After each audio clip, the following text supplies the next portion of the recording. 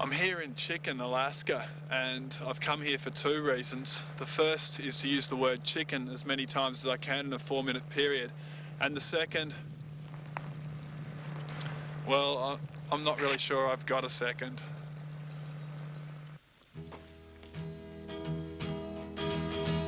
The first thing that struck me about the town of Chicken was the alarming lack of chicken there. I'd expected there to be dozens of them. Chicken loitering on street corners, chickens kicking about town with their chicken mates, but there wasn't a chicken to be seen. Come to think of it, there wasn't a street corner to be seen. It seemed my 5-day, 1,100-kilometre charge to the stupidest place name on the North American continent was to be in vain. As the search became desperate, I turned to Robin, the town's postmaster and only permanent employee. Do you have any chicken? No chicken. It's very sad. Chicken was named after a bird called a ptarmigan.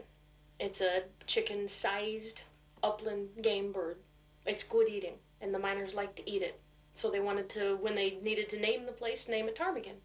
They couldn't agree on the spelling, so they decided to call it Chicken. 40 Mile Air, this is Chicken. Thankfully, the story of Robin's arrival in Chicken stepped up, where the chickens did not. What brought me to Chicken? Not the amusing name, amazingly.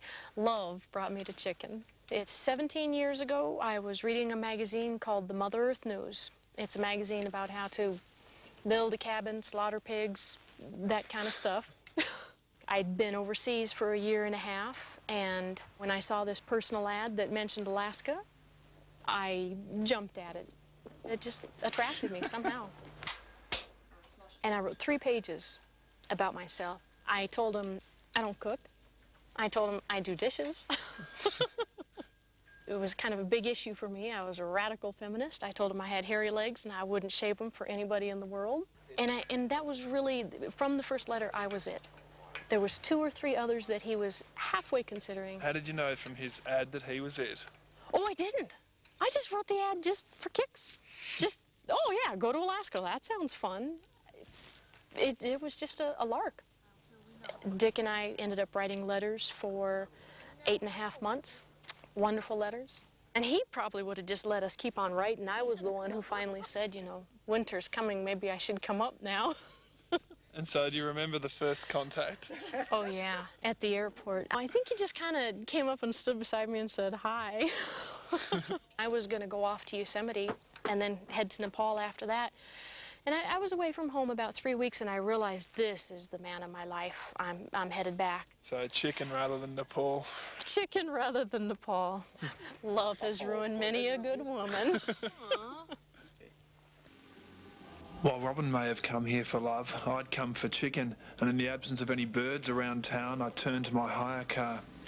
Just been having a glance through this rental contract, and although it seems to prohibit me actually driving on the roads up here, it doesn't prohibit the playing of chicken on these roads. So, let's go.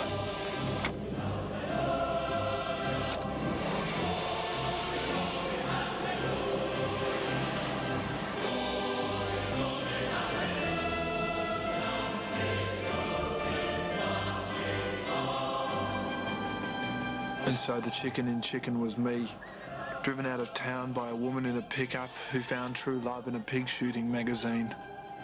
But my day will come, and hopefully it'll come elsewhere.